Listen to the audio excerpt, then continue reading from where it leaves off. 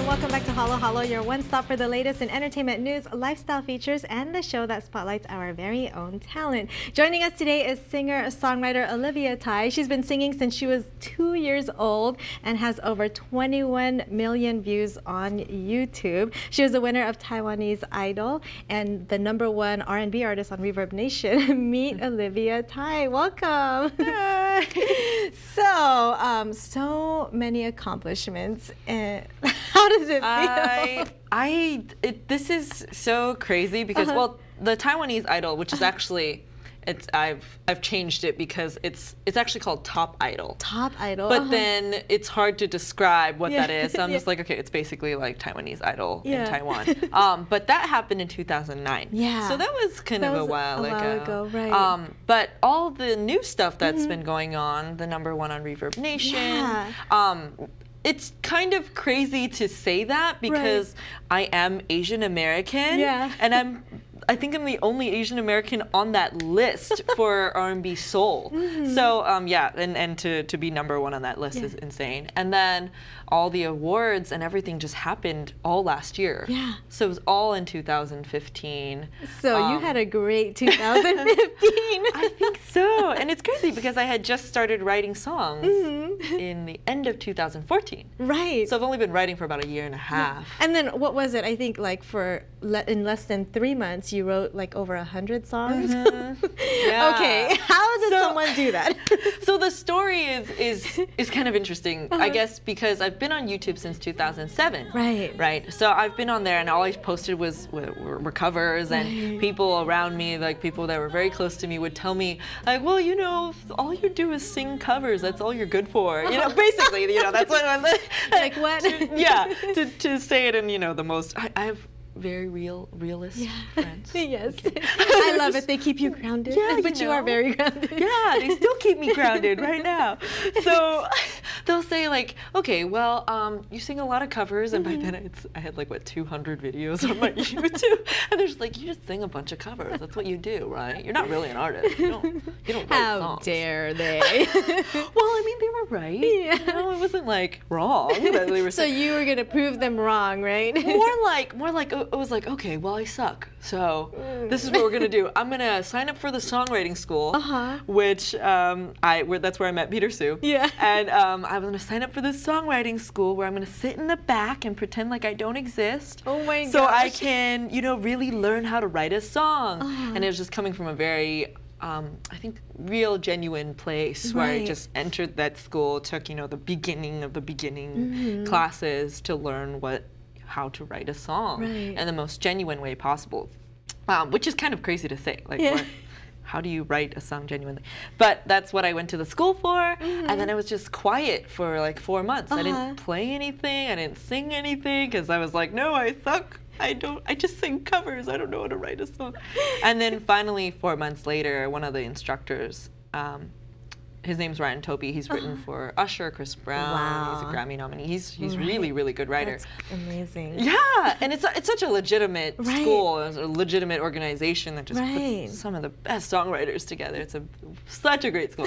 So anyway, so I sit in his class, and he's like, "You haven't sang a song like for 4 months," and I was like, I don't have any. I don't know. So finally, they convinced me to sing a song. I sang one of the songs that's on my channel right now. It's called "I Can Do Better." And at the time, I was just like, this can't be good, because I wrote it. So there's no way, right? So I sing the song, and then this room just goes. I'm like, my fingers are like trembling. I'm like, and then the room just went quiet, and I was like, oh, what's going on? Yeah, crickets. Yeah. And he was like, no. Amazing. Right. And I was like, are you sure? Is it because you're being paid to do this? You know? And so, yeah, I started to explore that. And then a few months later, I had a residency at the House of Blues. That is awesome. From my original music. And that's when all the awards came in, and just... See, your friends were just helping you out. They were motivating you. They still are. Yeah. 21 million views later. Yeah. Right? So you thank them every day, right? I do, yeah. What inspires you to write now? You know, just about anything and everything. And it's kind of interesting because as a songwriter, it's not, as a songwriter that wants to write for other artists, because that's my ultimate goal, is to write for other people. So I would like to write for major artists in America and or other countries too. So as a songwriter that wants to write for other artists, it's not always about your own personal experience. Oh, I see. And because of the creative writing process, sometimes it's kind of like a screenplay that you're writing almost. Yeah, that's true. But in a song. So I think that's really where the inspiration comes from. Is I could be inspired from a movie or from anything. Then, right? Really anything. Yeah. Articles, objects. I don't know. You know, just anything that inspires, and I'll just. I see. That would be everything, like I said. Now, tell me about the song that you're going to perform today on the show. So this is the song that is the #1 song on ReverbNation, and it's also. Let's talk about where it came from, I guess. So this song was heavily inspired by victims of domestic violence. Oh, wow. So it's actually a very heavy song. And for the longest time when I had just written it, I couldn't sing it without crying.